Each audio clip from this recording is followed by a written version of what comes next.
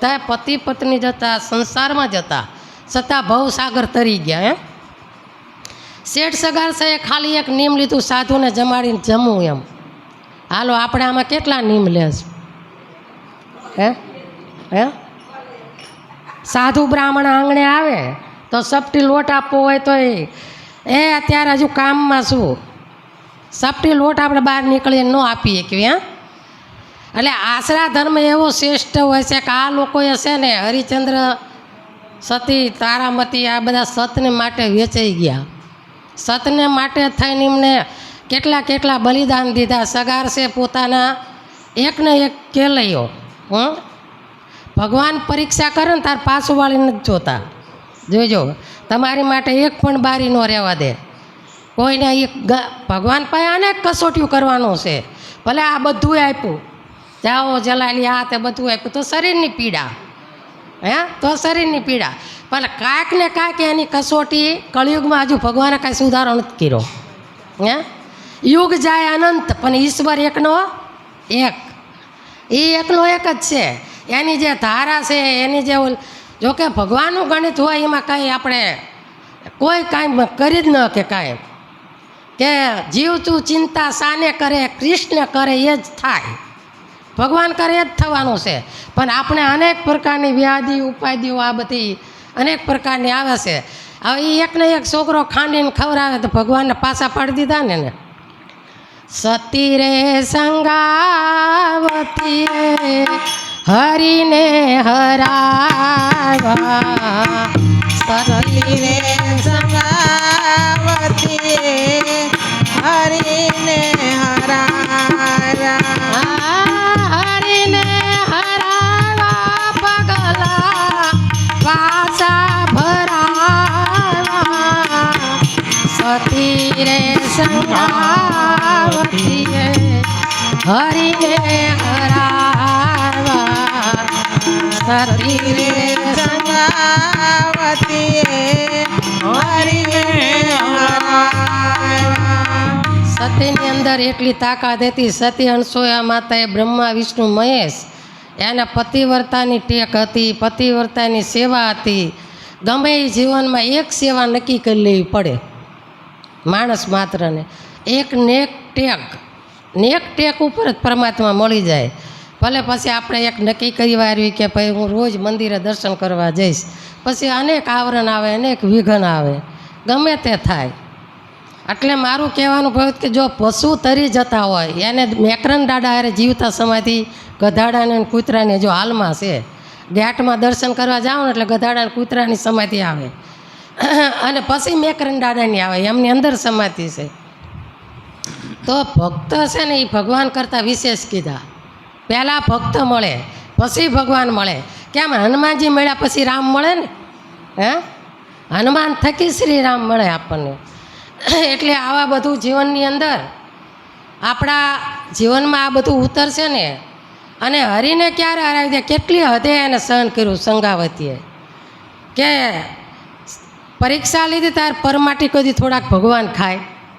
સાધુ રૂપે ભગવાન આવ્યા તેને શું કીધું કે હું આ અનાજ તો ખાતો જ નથી, આ ભોજન હું લેતો જ નથી, હું પરમાટી ખાઉં. શેઠ સગાડસા સંગાતે વાણિયાના દીકરો કહેવાય, એને બજારમાં પરમાટી લેવા જાય પડી તેથી દુનિયાએ શું કીધું છે? વાણિયાનો દીકરો કશે કઈ વાડે જાય અને એ પરમાટી લે તે દુનિયા જોવા ન મળી હોય. કેટલી હદે એને આપણે એક મંદિર આવ્યું તો કોઈક આડું અવળું કે ભારે ભક્તાણી થઈ ગઈ છે, ભારે આમ થઈ ગઈ છે, તોય આપણને કડવું લાગે, આપણે એ સહન નથી થતું. તોય આપણે ક્યાંક મંદિર જાવીને તો આ મારી નિંદા કરે છે, આ મારી ખોદણી કરે ને આ મારી ઈર્ષા કરે છે. અરે કરે જ કરવા દે, હાબુનું કામ છે ધોવાનું. એમ સંતોનું કામ છે ને સંસારમાં હાબુ કપડું ધોવે અને મેલ જાય ને, હાબુથી તમે કપડાં ધોવો એટલે કપડું ઉજળું થાય. એમ સંતોનું કામ છે ને સંસારમાં બધા જીવોને સત્સંગ રૂપી એમના મનના મેલ કાઢવાના, માયારૂપીમાંથી હટાવવાના. એમ સત્સંગ રૂપી આ સાબુ સંતો વાપરે છે કે બધાના મેલ મનના ધોવાઈ જાય. આ બધું સંતોનું કામ છે. સંતો સિવાય અને સંત હંમેશા પરમ હિતકારી હોય, એ બીજાનું જ હિત કરે. જો પરમ હિતકારી સંતોને ક્યારે કીધા છે કે સંત છે ને સરોવર તરોવર સંતજન ચોથા બરસત મેઘ પરમારથને કારણે આ ચારે ધર્યા દેહ. આ ચારેય દેહ એ માટે ધર્યો છે. વૃક્ષ છે એ પોતાનો સાયો પોતે નથી લેતો, પોતે ટાઢ તડકો આ વાવાઝોડા આવે એને અનેક તકલીફ પડે, પણ તમને સાયડો આપે, ફળ આપે. હે એમ આ બધા છે ને પોતે કંઈ ખાતા નથી, ખવડાવતા નથી. એમ સંતો પરમારથી હોય જ. સંસારના જીવોને તારવાનું કામ સંતોનું છે.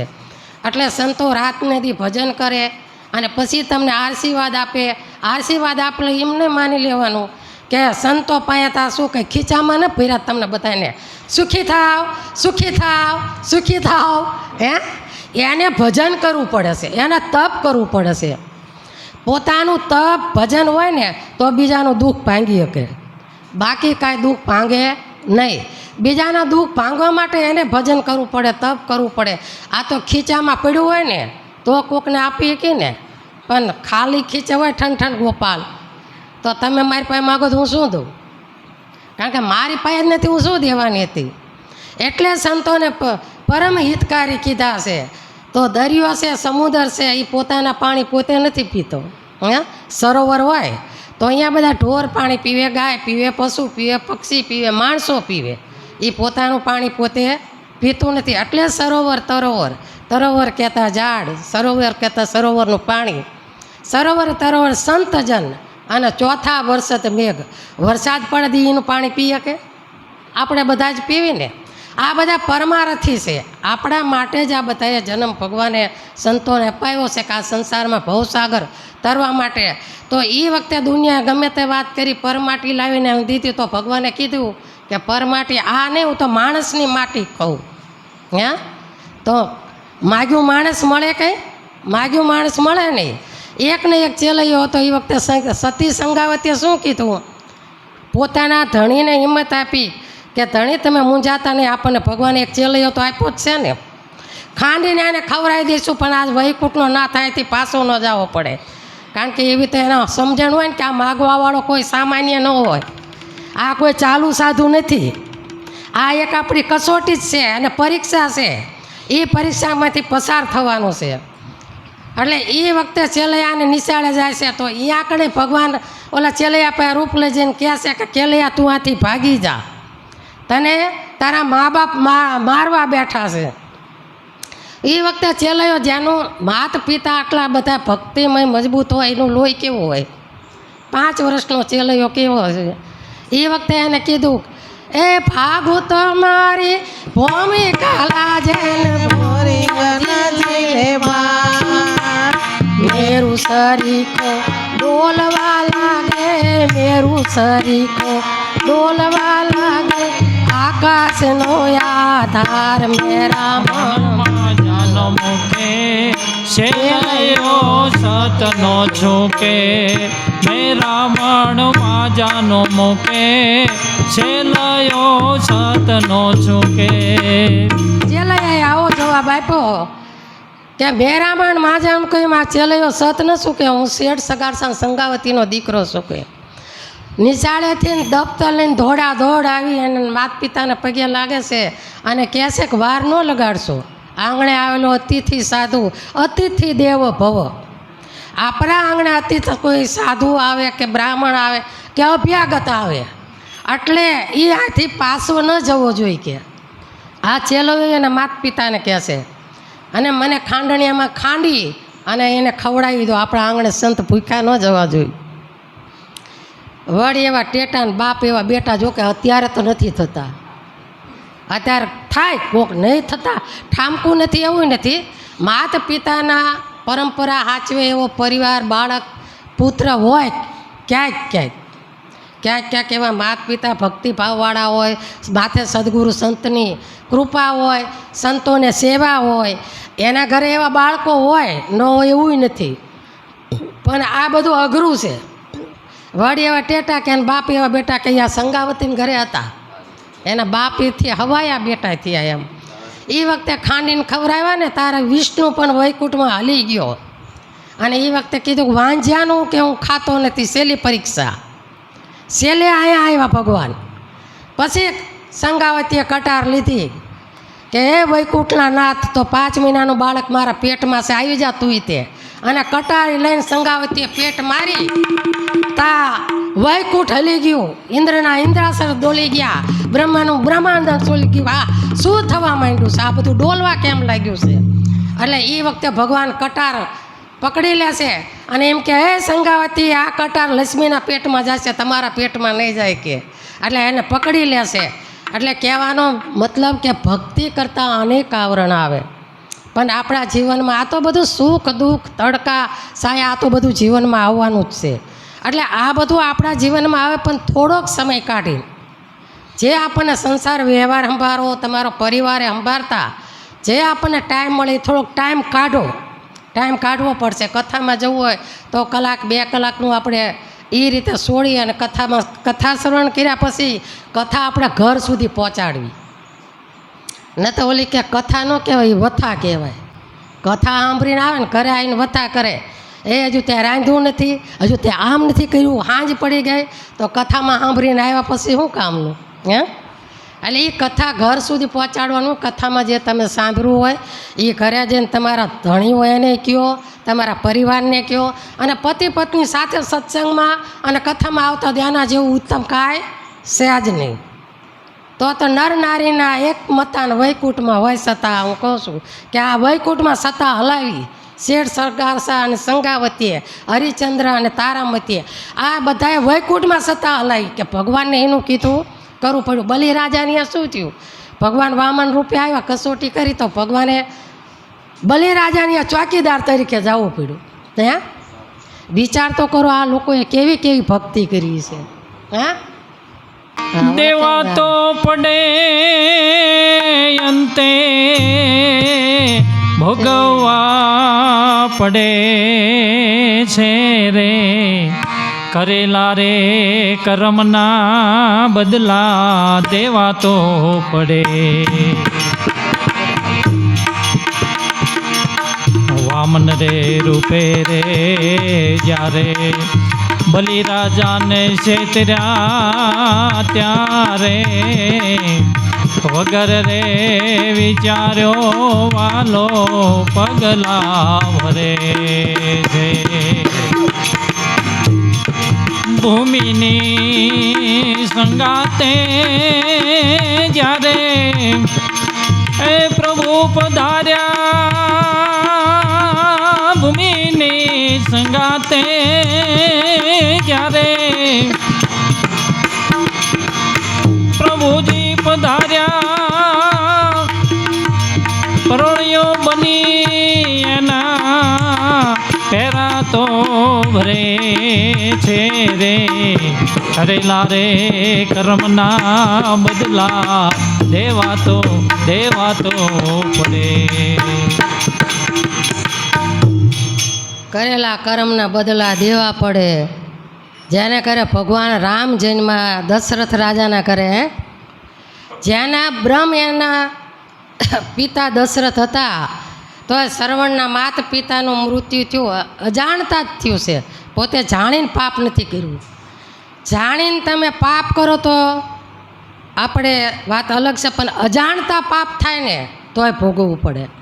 આ અજાણતા જ હતું ને, દશરથ રાજાએ ક્યાં જાણી જોઈને કર્યું હતું? બ્રહ્મના પિતાને દશરથને જો ભોગવવું પડે તો તમારે ને મારે તો ભોગવવું જ પડે. હે, કરેલા કર્મના બદલા દેવા પડે, સગરમભાઈએ કીધું ને. તો બ્રહ્મના પિતા દશરથ હતા, તો એમને અંતિમ સમયે કૌશલ્યાને કીધું કે મને જો આ દેખાય, તો કહીને કૌશલ્યા તણે કે શું તમને દેખાય છે? અમે કાંઈ પણ ભાળતા નથી. પાપ અને પુણ્ય કર્મ અને ધર્મ અંતિમ સમયે જ્યારે આપણે પથારીએ સૂતા હોય ત્યારે આખું પિક્ચરનો પડદો દેખાય. આપણો કર્મ જે હોય ને એ ભગવાન દેખાડે, આપણો ધર્મ હોય એ દેખાડે, પુણ્યદાન હોય એ દેખાડે, આપણી સેવા. અંતિમ સમયે જ્યારે આ જીવને ખોળિયું છોડવાનું હોય ને તારે એને દેખાડે કે આટલું આ તારું કર્મ, આટલું આ તારો ધર્મ, અહીંયા તારે જવાનું છે. દશરથ રાજાને એ શ્રવણના માત પિતા દેખાતા હતા. અને આમ જોઈએ તો એ વખતે દશરથ રાજાને હરાપે આપ્યો અને આશીર્વાદી આપ્યા કહેવાય. કારણ કે દશરથ રાજાની વખતે એક દીકરા નહોતા. અને દશરથ રાજાને કીધું કે શ્રવણ માત પિતાએ કે અમે તને હરાપ દેવી છીએ, કે જેમ અમારા પુત્ર વિયોગે અમારું મૃત્યુ થયું છે. હે રાજા દશરથ, તારે 4 પુત્રો થશે પણ અંતિમ સમય એકેય હાજર નહીં હોય. પુત્ર વિયોગે તારું પણ મૃત્યુ થશે એમ. એટલે એ વખતે પુત્ર વિયોગે પિતાનું મૃત્યુ દશરથનું થયું. બ્રહ્મના પિતાને કર્મ ન છોડે તો આપણને ક્યાંથી છોડે? એટલે કરેલા કર્મના બદલા ખુદ ભગવાને આપણને દેખાડ્યું છે. રામ અવતારમાં વાલીને માર્યો, હે તો કૃષ્ણ અવતારમાં એમને ઋણ ચૂક્યું ને આપણે સોમનાથ પાસે ભગવાન. હા, અંતિમ સમયે એને ભીલ થઈ અને ભીલ આવીને તીર માર્યું ભગવાનને. અંતિમ તમે વિચાર તો કરો, આપણે આ બધું જોઈને તો અદ્ભુત લાગે કે ભગવાન પણ આવું બધું જો સામે ઋણ ચૂકવતા હોય તો આપણી માથે કેટલા બધા ઋણ છે, અનેક ઋણ આપણી ઉપર ચડ્યા છે. એટલે સેવા અને સમરણ અમારા પરબમાં સેવાનો મહિમા બહુ બતાવ્યો કે સેવા કરવાથી જ માણસ તરી જાય છે એમ. સેવા અને સમરણ કરવા જગમાં 2 કામ. આપણે ધંધુકાના પુનિત મહારાજ કહી ગયા કે સેવા અને સમરણ આ જગમાં કરવાના કે કામ. દાસ કબીરે કીધું કે દેને કો ટુકડા ભેરા, લેને કો હરિનામ. હરિનું નામ લેવાય અને ટુકડો દેવાય તો આથી વધારે કાંઈ વિશેષ કરવાની જરૂર પડતી નથી. આપણે સહેલું સસ્તું પડે એવી ભક્તિ કરવી, બહુ અઘરી પડે એવી ન કરવી કે આમાં મને સહેલી પડે છે એ ભક્તિ કરો. ઓલા મરા કરતા વાલીઓ લૂંટારો છે ને, વાલ્મીક ઋષિ થઈ ગયા. રામાયણના બધા પુરાવા છે ને કે વાલીઓ લૂંટારો હતો, પોતે ચોરી કરવા જતો, લૂંટફાટ કરવા જતો હતો ને એના નારદ મુનિ મળ્યા. નારદ મુનિ બધે મળે જ તે, કારણ કે એને 24 કલાક ભ્રમણ કરવાનું ને. આપણા વખારણમાં કહે છે ભારતીબેન, સમજ્યા? અને 24 કલાક નારાયણ કરીને પૃથ્વીમાં નજર કરે ને આખા વિશ્વમાં નજર કરતા જવાનું, એ નારાયણ કરતાં ફરતું જવાનું. એ વખતે નારદ મુનિ મળે વાલિયા લૂંટારાને કે આટલું બધું પાપ કરસ કે આ પશુ પક્ષીને આ બધા મારીને કે તને બહુ પાપ લાગશે કે. વાલિયો લૂંટારા કે હું થોડોક એક ખાઉં છું તો મને પાપ લાગે? પાપ તો મારા આખા ઘરના લાગે કે હું લઈ જાઉં છું એ મારો પરિવાર બધાય ખાય છે. હું ધણી તરીકે કે મારી ફરજ અદા કરું છું, કમાવું છું અને મારા પરિવારને ખવડાવવું મારો ધર્મ છે. નારદ મુનિ કે કાંઈ વાંધો નહીં, તું ઘરે જઈ અને બધાને પૂછજે કે હું જે લાવશું એ તમે બધા આરોગ્ય છો, એનું પાપ લાગે એ તમને પાપ લાગે ને. બૈરીને પૂછ્યું તો કે અમને શેનું પાપ લાગે? ધણીની ફરજ છે રળીને ખવડાવવી, ધણીની ફરજ છે એને કમાઈને ખવડાવવું અમને રોટલો. એ તમે શું કરીને આવો એ તમે ભોગવો. અમારે તો મેં તો એક તમારા નામની ચૂંદડી ઓઢી છે, એટલે તમે 4 ફેરા અગ્નિ સાક્ષીએ કીધું હતું કે હું તને સાથ આપીશ એમ, સમજ્યા? એટલે ધણી ગણો કે બધામાં પણ તો તારે સાથ આપવો પડે ને, કે પાપની ભાગીદારી હું નહીં, પાપ તમે ભોગવો. છોકરાને પૂછ્યું તો કે તમે અમારા બાપ છો, અમે હજુ નાના છીએ, તમે રળીને ખવડાવો જ તે ને. એ તમે શું કરીને આવો એ તમારે જોવાનું, અમારે નહીં જોવાનું કે. એ વખતે વાલ્મીક ઋષિનો લાગી ગયું શબ્દ જરાક આમ ફારફેર થઈ જાય, માફ કરજો, હા આડો આવડો શબ્દ થઈ જાય. એટલે એ વખતે વાલ્મીક ઋષિનો હતા, લૂંટારો હતો. વાલ્મીક લૂંટારાને એવું થયું કે મને નારદ ગુરુ સાચા મળી ગયા. નારદજીને ગુરુ માનીને કીધું, હે ગુરુ મહારાજ તમારા શબ્દો સાચા, આજથી હવે છે ને હું રામનું નામ લઈશ. નારદ મુનિને સેમરા નારદ મુનિએ કીધું તું રામ કરજે. હવે રામ કરવું ભૂલી ગયો અને મરા કરે. હવે મરા કરતા વાલિયા લૂંટારામાંથી વાલ્મીક ઋષિ જો થઈ જતા હોય તો આપણે રામ કરવી સાચા દિલથી અંતરથી તો આપણે ભગવાન નો તારી દે, તારી દે ને. તો ક્યારેક તો એને બેઠા એમ થાય કે ના મારો ભક્ત મારું નામ લેશે, ક્યારેક આપણી સંભાળ લે ને. અમારે અમરમાએ કીધું પરબમાં, પીરજી તમારા હશે ઈ તમને ભજશે બાવાજી, તમારા હશે ઈ તમને ભજશે રે. એને આચ આવે નહીં લગાર રે પરબના પી બાવડી જાલો ને ગુરુ મારા અમારા માએ કીધું કે હે પીરજી તમારા છે ગુરુજી તમને ભજશે ને એના આંચ નહીં આવે કે આ જે તમારા છે ને તમને ભજશે એ ભક્તિ કરશે કસોટી આવશે દુઃખ આવશે તો આ તમારી ભક્તિ નહીં મૂકે અને તમને ભજશે આવું અમારા માએ કીધું કે તમારા છે એના આંચ નહીં આવે ભલે વાયરા ગમે એટલા વાય વંટોળિયા ભલે આડું બાજુમાં ગમે એટલા ચડે પણ તમારા છે એના આંચ નહીં આવે આવું અમરમાં અહીંયા ગાયું અને દેવીદાસ બાપુને કીધું એટલે હવે આપણે સત્સંગ અહીંયા પૂરો કરશું અને ઓખારણમાં વક્તાશ્રી હવે આપણે ભારતીબેનને વિનંતી કરી કે હવે બધાને ઓખારણનો મહિમા સમજાવો ઓખારણનો મહિમા 3 દી આપણને તમે બધા ઓખારણ શું લેવા સાંભળો છો એ કહેશો મને કોકને કહેવું પડશે હાલશે ને ઓખારણ તમે શા માટે સાંભળો છો વાહ આટલા જ મતલબી છે આપણને તાવ તર્યો ન આવે એટલે આપણે 3 દી ઓખારણ સાંભળવા આવીએ છીએ જો આ જીવ સ્વાર્થી શેક નહીં મતલબી શેક નહીં આપણે આપણા સ્વાર્થ માટે ઓખારણ સાંભળવી છે 3 દી આપણે ઓખારણ સાંભળવી તો આપણને તાવ ન આવે ઓખારણનો મહિમા છે કારણ કે ઓખારણને આપણે શ્રીમદ ભાગવતની અંદર 10મો કંદ છે આવડો ભાગવતનો 10મો કંદ છે એમાં ભગવાન કૃષ્ણએ પણ આ 10મા ભાગની અંદર ઓખા અનુરુદ્ધનું વર્ણન કરેલું છે ભાગવતની અંદર એટલે એ અવતાર જ છે આખો ભગવાન કૃષ્ણના પ્રદ્યુમનના અનુરુદ્ધ અને એના બોલો તો હવે તમે છે ને ભારતીબેન નામ લ્યો ને તારા આવડે ઘડીક ચોપાટ લેવડાવજો એટલે કોના ભગવાનના દીકરા તમને એમ કે ઓખાના અનુરુદ્ધ કોના દીકરા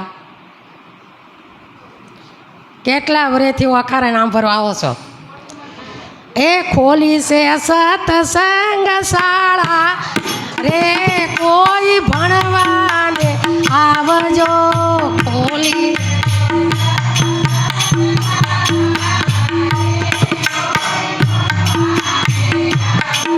એ ભણાવે સીતાના સ્વામી આ સીતાના સ્વામી કહેશે પણ હું શું કહું છું સાંભળી લેજો ભણાવે સદગુરુ સ્વામી રે કોઈ ભણવાને આવજો ભણાવે સતગુરુ જ્ઞાની રે કોઈ ભણવાને આવજો આના 10 એકડા આપ્યા છે ઈશ્વર નામનો એકડો આ 10 એકડા તમે સાંભળ્યા જ છે ન સાંભળતા હોય કીર્તન પછી ગમે ત્યાં ટાઈમ મળે ત્યારે મને ગવરાજો એટલે તમને 10 એકડાનું કહી દઈશ બરાબર અત્યારે આપણે ઓખારણ સાંભળીએ છે ને બરાબર એટલે સત્સંગ ઓલા આપણે મોરારી બાપુ કથામાં એમ કહે છે કે આપણે ભોજન કર્યું ને ભોજન એને પાચન કરવા માટે થઈને પછી કોઈ વોકિંગ કરે કોઈ કસરત કે પાચન કરવા આટું કરે ને એમ આપણે આ કથાની અંદર છે ને